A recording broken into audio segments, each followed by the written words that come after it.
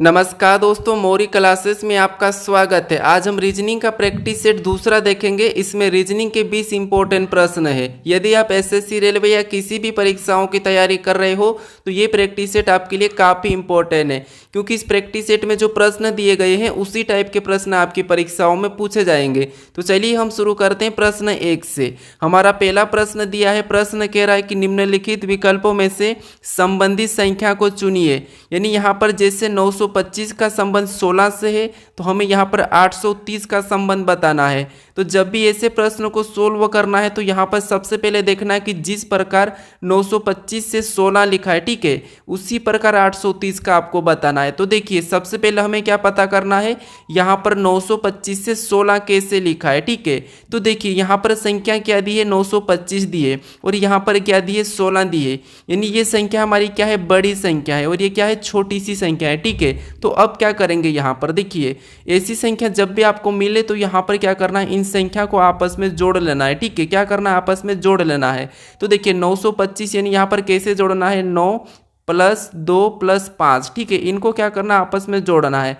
तो देखिए इनको आपस में जोड़ लेते हैं तो कितने होते हैं, 16 होते हैं, ठीक है। और यहाँ पर इसका संबंध 16 से दिया है तो हम क्या करेंगे, उसी प्रकार से यहाँ पर भी इनको आपस में जोड़ लेंगे, ठीक है, सेम इसी तरीके से। तो 8 + 3 + 0, ठीक है, 8 + 3 + 0 और इन सभी को जोड़ देंगे तो यहाँ पर कितने हो जाएंगे, 11 हो जाएंगे, ठीक है। तो जिस प्रकार यहाँ पर जोड़ के 16 लिखा था तो हम भी यहाँ पर जोड़ के क्या लिखेंगे, यहाँ पर 11 आया तो 11 को लिखेंगे, ठीक है। तो यहाँ पर जो 830 है इसका संबंध किससे होगा, 11 से होगा, ठीक है। तो ऑप्शन में देखेंगे, ऑप्शन हमारे डी में दिया है तो ऑप्शन डी हमारा इस प्रश्न का सही जवाब होगा, ठीक है। चलिए हम बढ़ते हैं प्रश्न 2 पे। अब दूसरे नंबर का प्रश्न दिया है। अब प्रश्न कह रहा है कि कौन सा वेन आरेख निम्नलिखित वर्गों को सही निरूपित करता है। यानी दोस्तों यहाँ पर हमें वेन डायग्राम का प्रश्न दिया है, ठीक है, और पूछा है कि यहाँ पर कौन सा आरेख सही वर्गों को निरूपित करता है। तो यहाँ पर क्या करना है, देखिए जैसे हमें यहाँ पर दिया है सप्ताह, फिर दिया है महीना, फिर दिया है वर्ष, ठीक है। तो इनका वेन आरेख कैसा बनेगा, ये प्रश्न पूछा है। तो देखिए आपको जब भी वेन आरेख का प्रश्न पूछा जाए तो आपको क्या करना है, आसान भाषा में समझिए। जैसे यहाँ पर हमें सबसे पहला शब्द क्या दिया है, सप्ताह दिया, ठीक है। तो इसी का डायग्राम बना लो। जैसे क्या दिया है, सप्ताह दिया है, ठीक है। तो ये हम किसका बना लेते हैं, सप्ताह का बना लेते हैं, ठीक है। फिर देखिए दूसरा हमें कौन सा मिला है, तो दूसरा यहाँ पर दिया है महीना।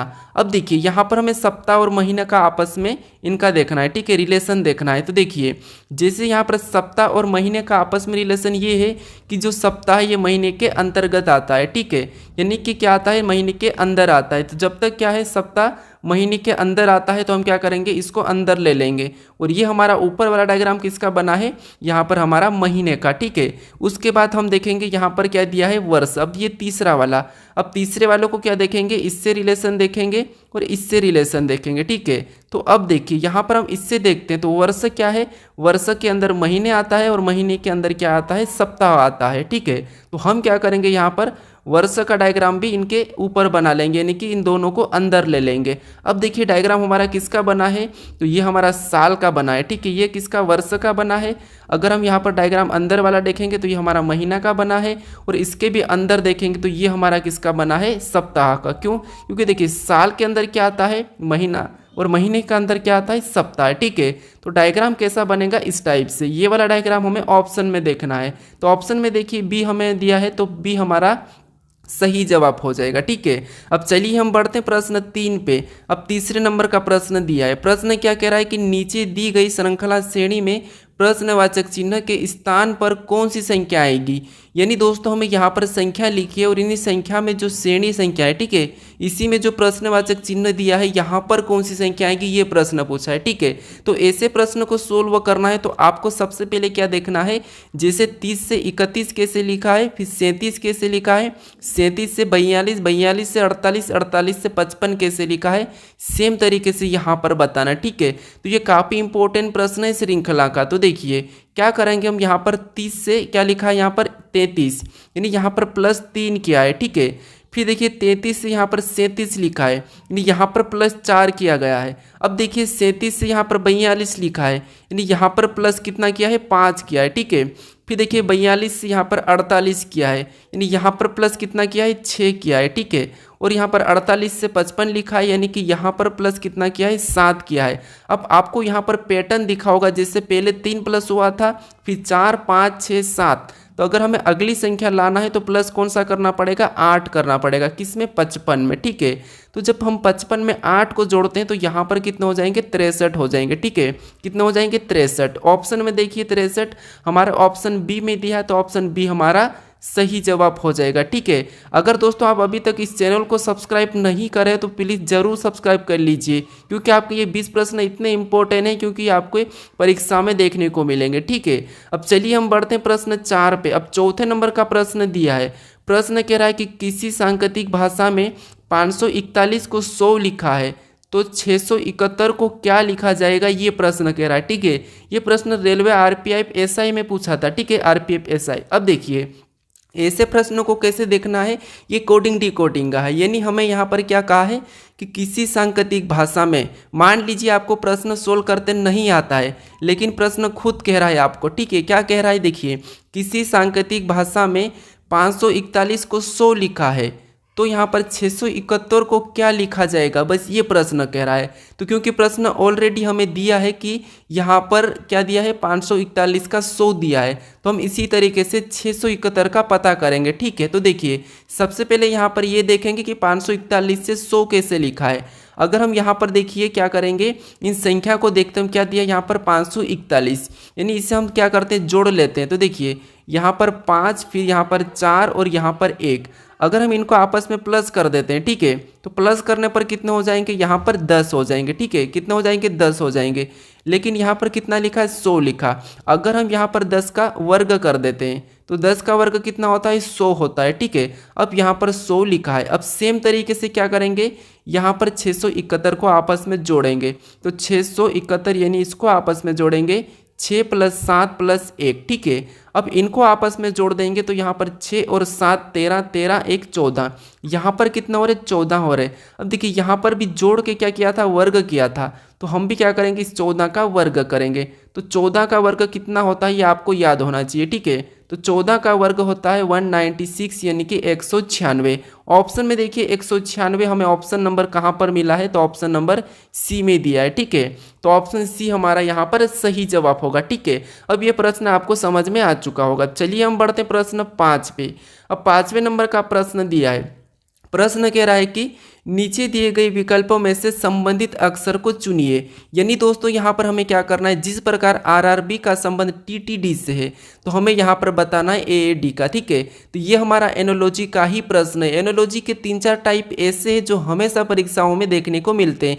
जो हमने सबसे पहला वाला प्रश्न सोल्व किया है, ठीक है, वो नंबर एनोलॉजी का था, ठीक है।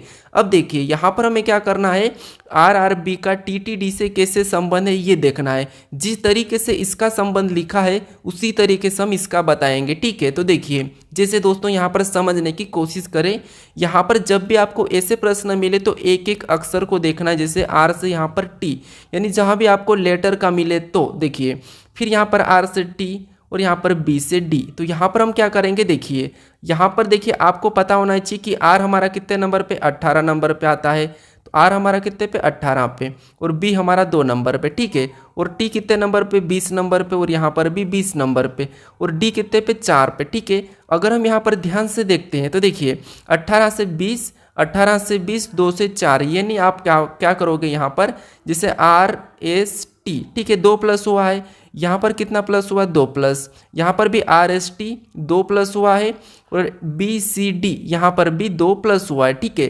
तो हम क्या करेंगे इसी तरीके से यहाँ पर भी 2 प्लस करेंगे, तो ए के बाद ए बी सी 2 प्लस करेंगे सी, ये हमने 2 प्लस किया, यहाँ पर भी 2 प्लस करेंगे ए बी सी, तो ये 2 प्लस किया सी, ठीक है। फिर डी में भी क्या करेंगे 2 को प्लस कर लेंगे, तो यहाँ पर 2 प्लस करेंगे तो डी ई एफ, यानी यहाँ पर क्या हो जाएगा एफ। अब देखिए हमें ऑप्शन में मिलना चाहिए सी सी एफ, ठीक है। ऑप्शन में देखिए सी सी एफ हमें ऑप्शन नंबर बी में मिला है, ठीक है। तो ऑप्शन बी हमारा सही जवाब हो जाएगा। अब चलिए हम बढ़ते हैं प्रश्न 6 पे। अब 6 नंबर का प्रश्न दिया है। प्रश्न कह रहा है कि किसी कूट भाषा में एनिमल को 11, 49, 13, 112 कूट लिखा है तो CAT का कूट क्या होगा। ठीक है, यानी दोस्तों ये भी हमारा कोडिंग डिकोडिंग का ही प्रश्न है, क्योंकि प्रश्न कह रहा है कि किसी कूट भाषा में एनिमल को ये अंक दिया है। ठीक है, तो हमें किसका बताना है, यहाँ पर CAT का बताना है। तो देखिए यहाँ पर आसान तरीका है कि जैसे ए से यहाँ पर 1 लिखा है, यानी कि ए हमारा 1 नंबर पे आता है। ठीक है, ABCD में। फिर एन हमारा ABCD में 14 नंबर पे आता है तो 14 को लिखा है। आई हमारा ABCD में 9 नंबर पे आता है तो 9 को लिखा है। एम हमारा ABCD में 13 नंबर पे आता है, 13 को लिखा है। ए हमारा ABCD में 1 नंबर पे आता है तो 1 को लिखा है। एल हमारा ABCD में 12 पे आता है तो 12 को लिखा है। यानी दोस्तों ये लेटर जो ABCD में जिस नंबर पे आते हैं उसी नंबर को लिखा है। ठीक है, तो हम क्या करेंगे, सी हमारा कितने नंबर पे, 3 नंबर पे आता है, 3 को लिखेंगे। ए हमारा कितने नंबर पे, 1 नंबर पे तो 1 को लिखेंगे। टी कितने नंबर पे, तो टी हमारा 20 नंबर पे आता है। यानी हमारा कोड क्या बना CAT का, तो 31-20। तो ये हमें ऑप्शन में देखना है। ठीक है, 31-20 ऑप्शन में देखेंगे तो ऑप्शन हमारे यहाँ पर डी में दिया है, तो ऑप्शन डी हमारा यहाँ पर सही जवाब हो जाएगा। ठीक है, तो आप सभी प्रश्नों को अच्छे से समझने की कोशिश करें। अगर आपको इन प्रश्नों का PDF चाहिए तो आप टेलीग्राम पर जाकर डाउनलोड कर सकते हो। ठीक है, टेलीग्राम का चैनल का लिंक मैं आपको डिस्क्रिप्शन में दे दूंगा। अब चलिए हम बढ़ते हैं प्रश्न 7 पे। अब 7वें नंबर का प्रश्न दिया है। प्रश्न कह रहा है कि यदि AB बराबर 27 तथा BC बराबर 125 तथा CD बराबर 143 लिखा है तो ABDB बराबर पूछा गया है। ठीक है, तो दोस्तों ऐसे प्रश्न काफ़ी इंपॉर्टेंट होते हैं जो कि SSC रेलवे में पूछे जाते हैं। ठीक है, तो इनको कैसे सोल्व करना है, जैसे यहाँ पर दिया है AB बराबर 27 दिया है तो हमें ये पता करना है कि कैसे दिया है। फिर यहाँ पर BC बराबर 125 दिया है तो ये पता करना है कि ये कैसे दिया है। और यहाँ पर CD बराबर 343 दिया है। लेकिन यहाँ पर अगर आप ध्यान से देखोगे तो ये भी किसी संख्या का घन है, ये भी घन है और ये भी घन है। ठीक है, तो अब देखिए यहाँ पर क्या करना है, इन देखेंगे हम ए को देखेंगे तो ए हमारा ABCD में 1 नंबर पे आता है और B को देखेंगे तो 2 नंबर पे आता है। ठीक है, और इनको आपस में प्लस कर लेंगे तो 1 और 2 कितने होते हैं, 3 होते हैं। ठीक है, और 3 का घन कितना होता है, तो 3 का घन होता है 27। ठीक है, कितना होता है 27 और 27 यहाँ पर दिया है। ठीक है, सेम तरीके से यहाँ पर देखेंगे, देखिए B 2 नंबर पे आता है 2 को लिखेंगे, C 3 नंबर पे आता है तो 3 को लिखेंगे। फिर क्या करेंगे, इनको प्लस करेंगे तो 3 और 2 यहाँ पर कितने होते हैं, 5 होते हैं और 5 का घन करेंगे। ठीक है, 5 का घन कितना होता है, 125 होता है। ठीक है, कितना होता है 125 और 125 भी यहाँ पर दिया है। अब सेम तरीके से यहाँ पर पता करेंगे C, तो C 3 नंबर पे आता है, D हमारा 4 नंबर पे आता है। ठीक है, इसे भी आपस में प्लस करेंगे तो कितना हो जाएंगे 7 और 7 का घन कितना होता है, 7 का घन होता है 343। ठीक है, कितना होता है 343 और 343 यहाँ पर दिया है। तो अब क्या करना है आपको, यहाँ पर पैटर्न पता चला होगा कि इनके अंकों को क्या करना है, जोड़ के उसका घन करना है। ठीक है, तो देखिए यहाँ पर ए हमारा कितने नंबर पे, 1 नंबर पे आता है। फिर देखिए बी कितने नंबर पे, तो बी हमारा 2 नंबर पे। फिर डी कितने नंबर पे, तो डी हमारा 4 नंबर पे। और बी कितने नंबर पे, तो बी हमारा 2 नंबर पे। हमने यहाँ पर क्या किया था, इनको जोड़ के इनका घन किया था। ठीक है, तो वैसा ही हम यहाँ पर करेंगे। अब देखिए जैसे इनको आपस में प्लस कर लेते हैं तो यहाँ पर प्लस करेंगे तो 1 और 2 3, 3 और 4 7, 7 और 2 9। यहाँ पर सभी को जोड़ने पर कितने हो रहे हैं 9 और 9 का घन करेंगे तो 9 का घन कितना होता है 729 होता है। ठीक है, कितना होता है 729। तो 729 हम ऑप्शन में देखेंगे तो ऑप्शन हमारे सी में दिया है तो सी हमारा यहाँ पर सही जवाब हो जाएगा। अब चलिए हम बढ़ते हैं प्रश्न 8 पे। अब 8वें नंबर का प्रश्न दिया है। प्रश्न कह रहा है कि एक पंक्ति में शिवानी का स्थान दोनों ओर से 23वां है तो बताइए पंक्ति में कुल कितने व्यक्ति है। अब दोस्तों आप कुछ प्रश्नों को खुद से भी ट्राई करने की जरूर कोशिश करें, साथ साथ सोल्व करें। ठीक है, तो अब देखिए यहाँ पर एक पंक्ति में शिवानी का स्थान दोनों ओर से 23वां है तो पंक्ति में कुल व्यक्ति कितने हैं ये हमें बताना है। तो देखिए जब ऐसे प्रश्न आपको पूछे जाते हैं तो हमें क्या करना होता है, आप थोड़ा सा समझिए। मान लीजिए एक हमारी ये क्या है पंक्ति है। ठीक है, ये क्या है एक पंक्ति है और इसमें कितने लोग बैठे हैं ये नहीं पता है, हमें यही बताना है कि कुल कितने लोग हैं। ठीक है, लेकिन कह रहा है कि शिवानी का स्थान दोनों ओर से कितना है 23वां है, ठीक है। कितना है 23 का 23वां है, ठीक है। अब देखिए ऐसे प्रश्नों को क्या करना है आपको, देखिए अगर हम इससे इधर से भी गिनेंगे तो शिवानी का स्थान 23वां आएगा और इधर से भी गिनेंगे तो 23वां आएगा। यानी यहाँ पर क्या करेंगे हम 23 को प्लस कर लेंगे, ठीक है। क्या करेंगे, दोनों को जोड़ लेना है, ठीक है। जब भी ऐसे प्रश्न मिले तो दोनों को जोड़ लेना है। तो 23 को जोड़ेंगे तो यहाँ पर कितने हो जाएंगे, 46 हो जाएंगे, ठीक है। अब 46 अगर आप ऑप्शन में देखोगे और ऑप्शन में सी लगाओगे तो ये आपका गलत हो जाएगा, ठीक है। अब यहाँ पर आपको 46 नहीं लगाना है, दोनों को जोड़ के क्या करना है, एक माइनस करना है, ठीक है। अब एक माइनस क्यों करना है यहाँ पर समझिए, एक माइनस इसीलिए कर रहे हैं क्योंकि देखिए एक बार हम इधर से गिनेंगे, ठीक है 23 पे, और एक बार हम इधर से गिने तो 23 पे ही है। यानी हम क्या करेंगे 2 बार, यानी कि ये एक बार ज़्यादा गिना जाती है, ठीक है। तो इसीलिए हम क्या करते हैं, एक बार गिनेंगे तो एक माइनस कर लेंगे, ठीक है। इसको 2 बार गिन रहे हैं इसीलिए एक माइनस करेंगे तो हमारा यहाँ पर क्या हो जाएगा, 45 हो जाएगा, ठीक है। 46 में से एक माइनस करेंगे 45, यानी कि पंक्ति में कुल कितने व्यक्ति हैं, तो 45 व्यक्ति। अगर आपको यकीन नहीं है तो आप क्या करोगे, कुछ बिंदियाँ लिखकर टोटल 46 बिंदियाँ लिखकर क्या करना, इधर से गिनना और किसी स्थान को, ठीक है। तो हमारा इस प्रश्न का सही जवाब ऑप्शन बी हो जाएगा। अब चलिए हम बढ़ते हैं प्रश्न 9 पे। अब 9वें नंबर का प्रश्न दिया है। प्रश्न कह रहा है कि एक बॉक्स में ए बी सी डी 4 धातु को रखा गया है, जिसमें से ए बी से भारी है और बी से सी से भारी है और ए सबसे भारी नहीं है, तो बताइए सबसे भारी कौन है। अब दोस्तों मान लीजिए आपको ऐसे प्रश्न सोल्व करते नहीं आते हैं, लेकिन आप अपनी ओर से दिमाग लगाइए। जैसे प्रश्न क्या कह रहा है वो समझना आपको, कि एक बॉक्स में ए बी सी डी 4 धातु को रखा गया है, ठीक है। मान लीजिए कोई एक बॉक्स है और वहाँ पर हमें 4 धातु को रखना है। उसके बाद अब कह रहा है कि जिसमें, ठीक है, जिसमें से ए बी से भारी है। अब आपको इतना पढ़ना है, ए क्या है, बी से भारी है, तो आप अपने हिसाब से कर लीजिए। जैसे मान लीजिए मैं करता हूँ, जैसे ए क्या है तो ए देखिए ए क्या है तो ए बी से भारी है, तो ये हम ए को रखते हैं, और ए क्या है बी से भारी है तो बी क्या हो जाएगा, नीचे आ जाएगा, क्योंकि ये भारी है या बड़ा है। मैं अपनी तरफ से, आप भी अपनी तरफ से सोल्व कर सकते हो आपके साथ भी, ठीक है। अब देखिए ए बी से भारी है, आपको यहाँ पर दिखा है ए बी से भारी है मतलब बड़ा है। फिर देखिए और बी सी से भारी है, यानी यहाँ पर देखिए अब कह रहा है कि बी सी से भारी है, तो अब सी और कहाँ जाएगा, नीचे आ जाएगा। अब देखिए बी क्या है, सी से भारी है, आपको यहाँ पर दिखा है। उसके बाद आगे कहा कि और ए सबसे भारी नहीं है, तो बताइए सबसे भारी कौन है। अब देखिए ये तो सबसे भारी नहीं है, ये प्रश्न का है। और प्रश्न में यहाँ पर बॉक्स में कितने व्यक्ति को बिठाना था, हमें यहाँ पर कितनी धातु थी, 4 थी।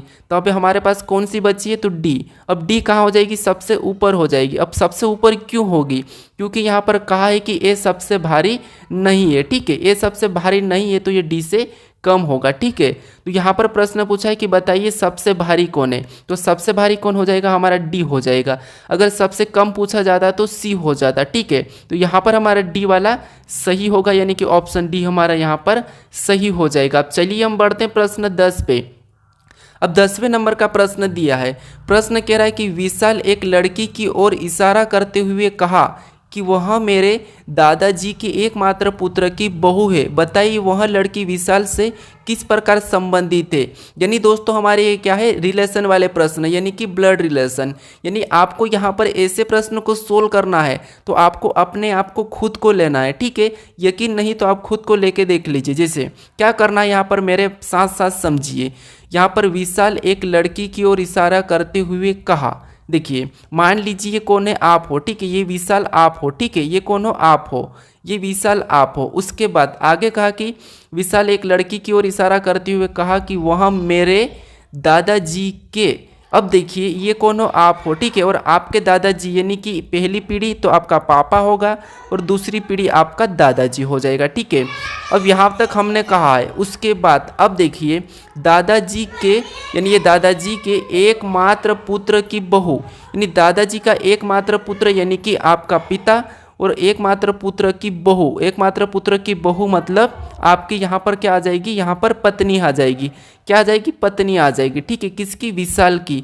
क्योंकि देखिए ये कह रहा है, विशाल कह रहा है कि मेरे दादाजी के एकमात्र पुत्र की बहू है, ठीक है। तो बहू है मतलब यहाँ पर ही आएगी, कहाँ पर, अपने पास आएगी, तो बहू है। तो बताइए वह लड़की विशाल से किस प्रकार संबंधित है, तो ये विशाल की कौन हो जाएगी, पत्नी हो जाएगी। कौन, ये लड़की। अब देखिए पत्नी हमें ऑप्शन में देखना है, तो पत्नी हमें ऑप्शन नंबर सी में दिया है, तो ऑप्शन हमारा सी सही हो जाएगा। ठीक है, क्या हो जाएगा, सही हो जाएगा। अब कहोगे आप कि यहाँ पर तो विशाल की भाभी नहीं कही है, यहाँ पर विशाल की भाभी भी तो हो सकती, लेकिन यहाँ पर दादाजी के एकमात्र पुत्र की बहू है, तो सही है कि यहाँ पर भाभी हो सकती, लेकिन हमें ऑप्शन में भाभी नहीं देखने को मिल रहा। ठीक है, क्योंकि बेटी नहीं हो सकती, बहन नहीं हो सकती और माँ भी नहीं हो सकती, तो इसीलिए यहाँ पर क्या होगी, पत्नी ही होगी। ठीक है, तो ऑप्शन हमारा सी सही हो जाएगा। अब चलिए हम बढ़ते हैं प्रश्न 11 पे। अब 11 नंबर का प्रश्न दिया है। प्रश्न कह रहा है कि एक ही पासे की दो स्थितियां दर्शाई गई है, दिए गए पासे में अंक 5 के विपरीत कौन सा अंक होगा, ये प्रश्न पूछा है। यानी हमें दो पासे दिए हैं, इन पासों में अंक 5 के विपरीत कौन सा होगा ये पूछा है। ठीक है, तो देखिए ऐसे प्रश्नों को कैसे सोल्व करना है। जब भी आपको एक से अधिक पासा दिया जाए और वहाँ पर अंक हो, या चाहे लेटर हो चाहे शब्द हो, आपको क्या करना है, यहाँ पर समझिए कॉमन देखना है। जैसे पहले पासे का कॉमन और दूसरे पासे का, तो यहाँ पर कॉमन देखेंगे तो हमें यहाँ पर एक और यहाँ पर दो मिला है। ठीक है, ये हमारा कॉमन मिला है। अब कॉमन मिलने के बाद आपको क्या करना है, देखिए ये पहला पासा और ये दूसरा पासा। ठीक है, इसके बाद आपको कॉमन मिलने के बाद इनको क्या करना है, घड़ी के दिशा में चलना है। जैसे यहाँ से घड़ी के दिशा में चलेंगे तो क्या मिला, हमें 4 मिला है, यानी हमने कहाँ पर चला, पहले पासे में चला, तो उसको लिखेंगे पहले पासे के नीचे। ठीक है, क्योंकि यहाँ पर हम दो तो पहले ही लिख देंगे, पहले पासे का है, ये दूसरे पासे का कॉमन है। ठीक है, उसके बाद हमें क्या मिला, 4 मिला, उसको उसके नीचे लिखेंगे। फिर आगे चलेंगे तो हमें क्या मिला, 3 मिला, तो 3 को भी उसके नीचे लिखेंगे। अब हम दूसरे पासे में चलेंगे, तो दूसरे पासे में चलेंगे तो हमें क्या मिला, 1 मिला, तो 1 को लिखेंगे। फिर आगे चलेंगे तो हमें 5 मिला, तो 5 को लिखेंगे। ठीक है, अब देखिए ऐसा लिखने के बाद जो आमने सामने की संख्या है, जैसे ये संख्या है, ये संख्या है, ये क्या है, एक दूसरे के विपरीत है। ठीक है, अब पासे में आपको पता होगा 1 से लेकर 6 तक फलक होती है, तो जो संख्या नहीं दिख रही है वो किसकी हो जाएगी, 6, यानी कि 2 की विपरीत हो जाएगी, कॉमन संख्या के। ठीक है, अब आपको अगर 3 का विपरीत पूछा जाता तो 5, और 5 का विपरीत 3, 4 का पूछा जाता तो 1 और 1 का विपरीत 4। ठीक है, 2 का पूछा जाता तो 6 और 6 का विपरीत 2, लेकिन हमें किसका पूछा था, 5 का विपरीत पूछा था, तो 5 का विपरीत क्या है, 3 है। ठीक है, ऑप्शन में देखिए 3 हमारा ऑप्शन नंबर बी में दिया है, तो ऑप्शन बी हमारा सही जवाब हो जाएगा। अब चलिए हम बढ़ते हैं प्रश्न 12 पे। अब 12 नंबर का प्रश्न दिया है। प्रश्न कह रहा है कि निम्नलिखित आकृति का जल प्रतिबिंब चयन करें। यानी दोस्तों यहाँ पर हमें क्या करना है, इस W का, ठीक है, इस W का हमें जल प्रतिबिंब बनाना है। अब दोस्तों आप सभी प्रश्नों को अच्छे से समझने की कोशिश करें। ठीक है, अब देखिए यहाँ पर क्या करना है, देखिए निम्नलिखित आकृति का जल प्रतिबिंब का चयन करना है। ठीक है, तो इसका हमें क्या करना है, जल में इसकी छवि कैसे बनेगी ये बताना है। तो देखिए जैसे हमारा यहाँ पर क्या दिया है, यहाँ पर W दिया है। ठीक है, और इसकी अगर हमें जल में इस तरफ की नीचे की छवि दिखाएंगे तो ये नीचे क्या हो जाएगा, यहाँ पर इस तरफ बनेगा। ठीक है, कैसा बनेगा, इसके जैसा। तो ये हमें ऑप्शन में देखना है, तो ऑप्शन में देखिए हमें ए में दिया है, तो ऑप्शन ए हमारा सही हो जाएगा। ठीक है, अब चलिए हम बढ़ते हैं प्रश्न 13 पे। अब 13 नंबर का प्रश्न दिया है। प्रश्न कह रहा है कि निम्नलिखित विकल्पों में से विषम को चुनिए। यानी दोस्तों यहाँ पर हमें क्या कहा है कि निम्नलिखित विकल्पों में से विषम को चुनिए। विषम मतलब हमें यहाँ पर 4 ऑप्शन दिए हैं। ठीक है, और इन 4 ऑप्शन में से कौन सा ऑप्शन है जो तीनों से अलग है, ये हमें बताना है। ठीक है, तो देखिए यहाँ पर जब ऐसे प्रश्न मिले तो आपको क्या करना है, इनके अंक लिखना है। जैसे यहाँ पर देखिए बी कितने नंबर पे, 2 नंबर पे आता है। डी कितने नंबर पे, तो डी हमारा 4 नंबर पे आता है। एफ कितने नंबर पे, तो एफ 6 नंबर पे। ठीक है, वैसा ही यहाँ पर जी को देखेंगे तो जी 7 नंबर पे, एच को देखेंगे तो एच 8 नंबर पे, यहाँ पर जे को देखेंगे तो जे 10 नंबर पे। ठीक है, अब देखिए यहाँ पर एल को देखेंगे तो एल 12 नंबर पे आता है। एन हमारा कितने नंबर पे, तो एन हमारा यहाँ पर 14 नंबर पे आता है। और पी कितने नंबर पे, तो पी 16 नंबर पे। ठीक है, वैसा यहाँ पर आर को देखेंगे तो आर ABCD में 18 नंबर पे आता है। टी हमारा 20 नंबर पे आता है। और वी हमारा 22 नंबर पे आता है। अब देखिए यहाँ पर आपको मिलेगा कि कौन सा अलग है। अब कैसे मिलेगा अलग, देखिए यहाँ पर देखिए 2 4 6 यानी कि 2 का अंतर है। और यहाँ पर देखिए 18 20 22 यहाँ पर भी 2 का अंतर है।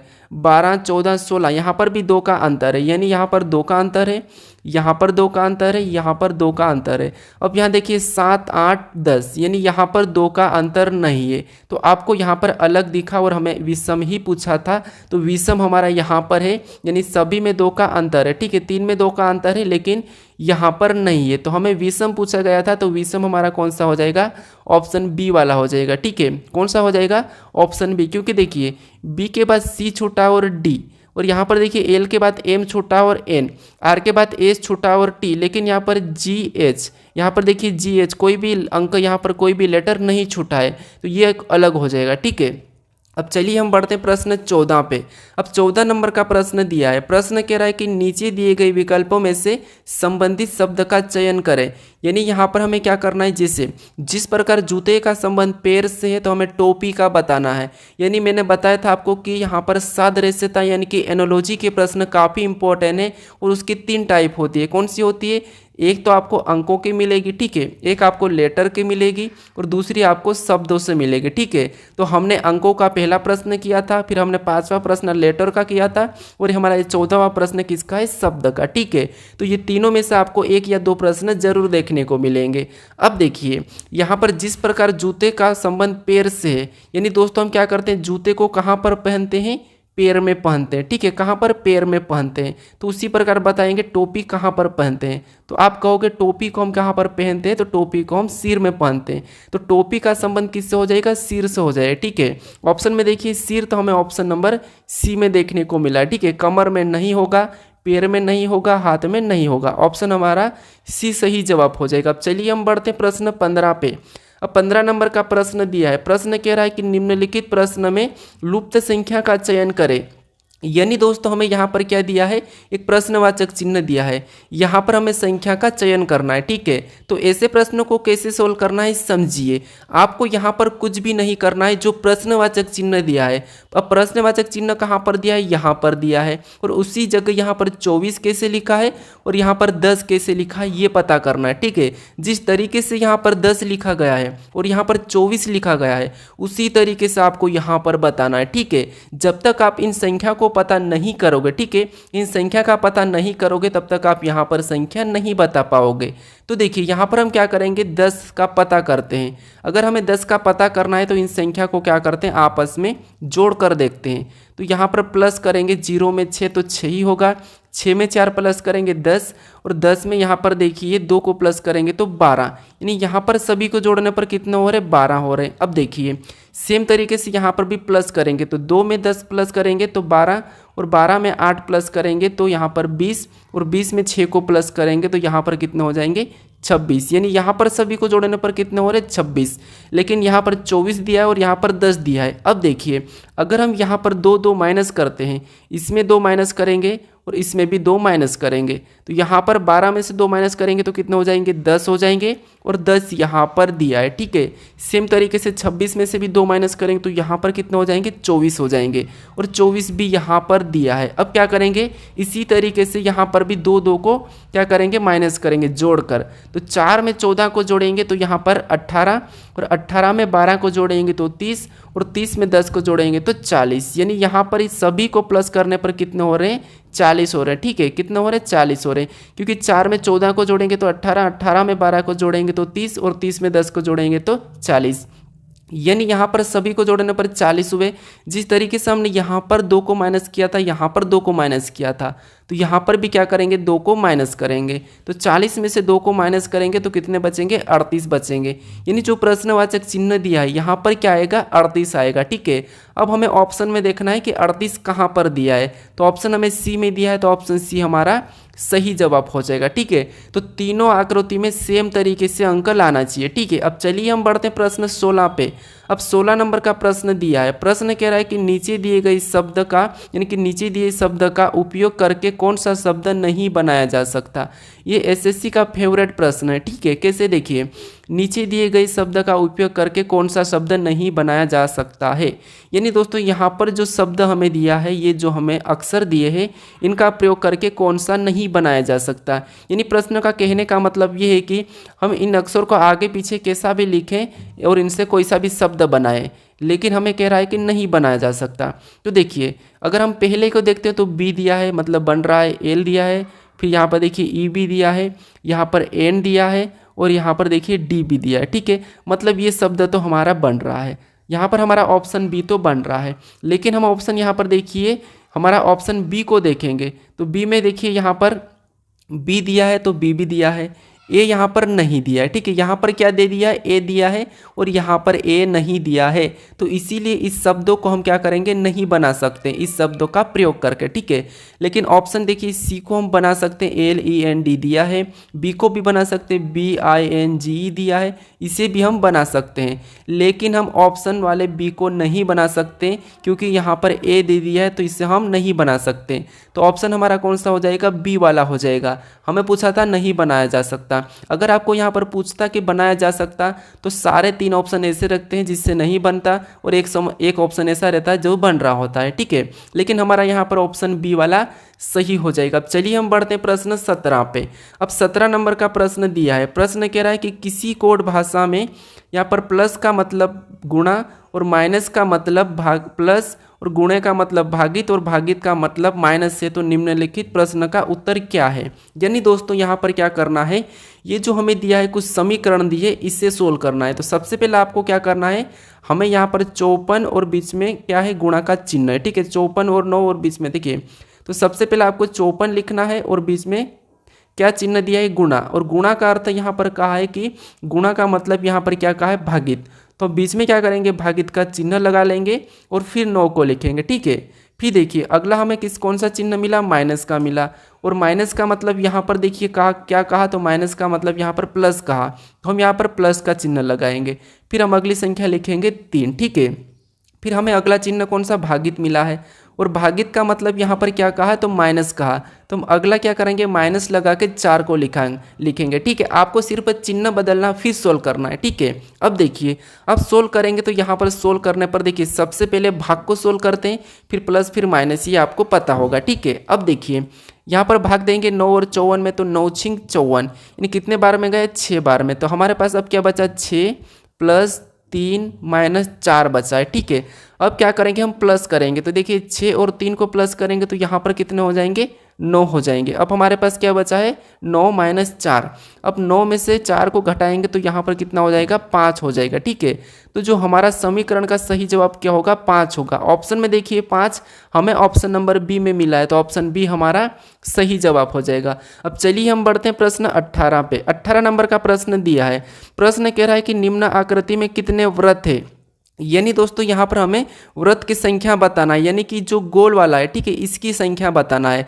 तो ये सिंपल सा प्रश्न हमें गिनना है, लेकिन दोस्तों आपको ध्यान से गिनना है, ठीक है। अब देखिए गिनेंगे, यहाँ पर देखिए, यहाँ पर छोटे छोटे को गिनते हैं, 1 2 3 4 5 6, ठीक है। फिर 7 8 9 10 11 12 13 14 15 16 17, यहाँ पर टोटल हमें कितना मिला है, 17। एक बार और गिन लीजिए, कैसे गिनना, आपको छोटे से छोटे पहले गिनते हैं। जैसे देखिए 1 फिर 2 3 4 5, ये 5 हो गए।